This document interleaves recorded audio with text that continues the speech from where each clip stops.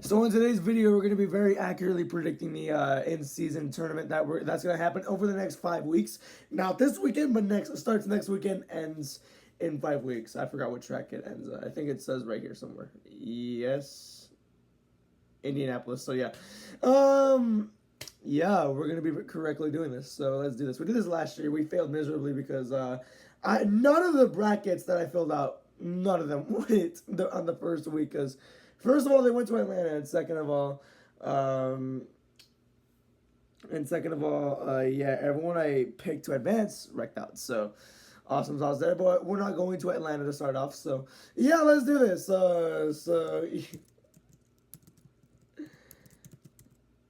Oh, I can name my bracket. Okay, bracket that will win $1 million. Is $1 million still in the line? Nice. Oh wow, perfect bracket can take home $1 million. All right, let's go. So see, yeah, let's do this. All right, so we're going to Sonoma first. All right, Sonoma first. So yeah, starting off on the left side, Alex Bowman versus Tyler Reddick. Unfortunately, I don't think Alex Bowman has been necessarily the greatest. Recently, he has been struggling a lot. I do think he could run well, but Reddick's road course ability over top stats. So give me Tyler Reddick to advance first. Easy there. So yeah, next up you got Cindric versus Keselowski. Now Cindric tends to run well, but Keselowski sucks at road courses too. So that should be something of interest. Cindric got Sonoma. I don't think he runs that bad. I would think Cindric would run top 15. So let me get Cindric, and he's right there on the bubble too. He's 16th in the points. So yeah, give me Cindric to advance. So that should be very, very interesting. But yeah, that's okay. That's their first matchup there for the next round. So yeah, let's move on. Daniel Suarez versus Todd Gilliland, versus Todd Gilliland. All right, Gilliland, not the greatest, but Suarez has won at Sonoma, and Suarez has been running particularly well this year. So I'm gonna say Suarez here for this matchup. So yeah, you can change him, right? Yeah, you can. All right. Then you have Hocevar and Zane Smith. Zane Smith has been running pretty well. I don't know who's gonna win this one actually, because Zane. I'm sorry, Zane Smith. Hocevar. I don't really know how Hocevar is going to do necessarily. So yeah, that's gonna be very interesting to see. There's Zane Smith. It's really up and down for him, but how good has Zane Smith ran in Sonoma recently? Like, what are his stats at Sonoma recently? So yeah, really, I have to re-download this app. I hate myself. I'm gonna kill myself. But I'm sorry. Yeah. Let's see, because Zane Smith is usually up and down. The last 5 races, I believe, he's been doing pretty. Come on, download. I can't for that long. He was doing pretty decently, I would say. So yeah, but the finishes won't. Finishes didn't really do it. So last year, where did Zane Smith finish in Sonoma? That's the question I'm wondering. Did they even race? Okay, they raced in July. Zane Smith, where did he finish? Zane Smith. Not in the top 10. Not in the top 15. Not in the top 20. Not in the top 25. He finished 27th last year, so yeah. What about the year before? He was in a different car the year before, so that's also something we should take into account. But I don't think he finished necessarily well either. He finished in 2024. I should have been prepared. He finished 16th, so yeah, I don't know. I'm going to take Hocevar here. I don't know why I had to overanalyze it like that. I do my research for streams, not videos, so yeah. So let's just move on. First of all, let's get the Gibbs and Dillon matchup out of the way. I just think Gibbs is a better road racer overall, and he's been doing more consistently the entire season. So yeah, just give me Ty Gibbs to get the win, to get the win of the matchup there. So yeah, you also got Briscoe and Allmendinger, which Allmendinger, it would be smart to pick him, but he hasn't really ran well at road courses, or he has run well, but Briscoe last year was running second and first for most of actually it was SVG dominating, but still. Briscoe was running around near the top 5 the entire race of Sonoma last year, and I think he's going to do pretty well there again, so I'm going to get Chase Briscoe to actually beat Allmendinger right here, so yeah. Moving on. You know, Wallace and McDowell. I'm going to actually take McDowell right here. Road courses have never been Wallace's strong suit, so that's going to bite him in the ass right here. I think McDowell's going to take that spot, especially because McDowell, I think he could run top 15 this weekend, or maybe top 10, mostly, because he is good at road courses too. We saw him at he literally won the Indianapolis road course race with no slow things, so yeah. And obviously I'm going to pick Chase Elliott. No, Gragson hasn't really done anything this entire year, so yeah. So that's side number 1. Let's go side number 2. You got Denny Hamlin versus Ty Dillon. I'm going to get Denny Hamlin right here. Yeah, it's not like last year, thankfully. But reason being, I'm going to pick Hamlin here. It's because Ty Dillon, really doesn't normally run in the top 20 at all. I think for Hamlin, I think he's going to run at least top 15. I don't think he's going to have that much of a race. I think he will round out the top 15, title him maybe 25th or something. But give me Denny Hamlin here. It's less likely that he'll wreck out of the race. If he does, then I'm just going to stop betting. So, yeah. Eric Jones and Joey Logano in that next one. This probably could be the hardest one by far. I don't know, because if this loses me $1 million, I will crash out. I'm not lying. Has this thing updated? This app sucks. I don't know why I didn't. It's on me. It's on me. I don't know why I didn't do research there either. Okay. I don't know why I didn't do research there either. So, Logano, is he good at road courses? I have no idea. What did he finish on Watkins Glen? The thing is, as well, Logano's been horribly inconsistent, so I have no idea what to say about Logano. But Jones has been doing pretty good, which makes me think. But is Jones good at road courses too? I don't know. I'm gonna lose $1 million here, but give me Joe Logano. Oh no, I might regret that later on. You have Buescher and Nemechek. Buescher, I think he'll do good this weekend. Nemechek, I mean, he had his best race ever at Pocono, but don't think he's going to do that well at Sonoma, so give me Buescher there. Bell versus Chastain. I don't know. Okay, let's say Bell is... Oh, wait. Okay, let's say Bell is going to race in this one.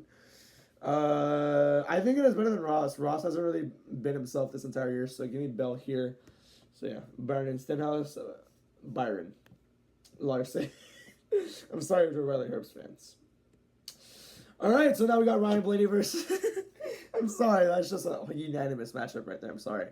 You got Ryan Blaney and Josh Berry. Berry has been awful this year, so yeah, here are your matchups that are set up for the next weekend in Chicagoland. So back to the top. Let's go.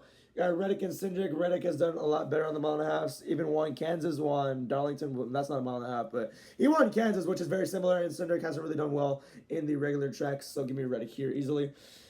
Suarez and Hocevar. Hocevar, I think, would run a little bit more consistently. Where did they finish at Kansas is the question. I have no idea. Suarez, though, has been doing more consistently, I would say. But Suarez has been doing more consistently. Practice is right now. What? It's for the trucks. Suarez, I would say, has been doing pretty consistently. God damn it. Okay, I'm sorry. I don't mean to say that, but... Okay, this is where they all finished in Kansas. Kansas was Hocevar in 13th and Suarez in 19th. And the thing is, I think Suarez's short run speed is going to bite him again, so I'm going to get Hocevar here to be on the safe side. So Reddick and Hocevar move on. So, yeah, next up, Briscoe and Gibbs. Give me Gibbs here. Oh, wait. Yeah. Really? Oh, shoot, sorry. Wait, what? What did I do? Oh, yeah. Okay, I was about to say, like, where was the other bracket with Ty Gibbs? Because I'm going to get Gibbs here because Gibbs, like I said, has been running more consistently, like, more top 10s throughout the entire year. Like, this is a hard matchup, though, because Briscoe has been sneaky recently. He got, like, what, second in Nashville? It was running in the front of Pocono until until the strategy just kicked in. So, yeah, but I don't know. I feel I trust Gibbs more with consistency. But with Briscoe, he could sneak up on him, so I don't know there. So, yeah, McDowell or Chase Elliott. Give me Chase Elliott. Won. He didn't win Kansas. He won Texas, though. But I feel like Elliott's just going to run better throughout. Spire hasn't really got to that point where they're going to all run top 10 at the same time. So, yeah. So, that's your matchups there. Nice. Awesome sauce. All right. Can we go to the left now? We could, right? Yeah, we can. All right, let's go to the left side. Okay, this is actually really... I hate this website sometimes. Hamlin or Logano? Hamlin, I think he's going to run well at Chicagoland. He's won there before, so really wouldn't be anything too surprising there. Give me Bell, actually. If Bell is racing, like I said. Wait, is this Echo Park or is this Chicago? This is Chicago. Okay, good. But give me Bell there, honestly. I think if, like I said, like I keep saying, if Bell is going to race this one, which I would assume he is. I feel like he can. I feel like he can best Buescher here. He has a lot of speed. He has a lot of speed on those intermediate tracks, and he just had a horrible amount of luck not go his way. So, yeah, I'm gonna take Bell to get that spot right there. So, yeah, that's about it. Byron versus Larson at Chicagoland. I think Chicagoland is one of Larson's strongest tracks. I haven't been there in 8 years, I believe. 7. That was close. We've been there in 7 years, but I do think it's one of Larson's stronger tracks. He finished second in 2018, second in 2019.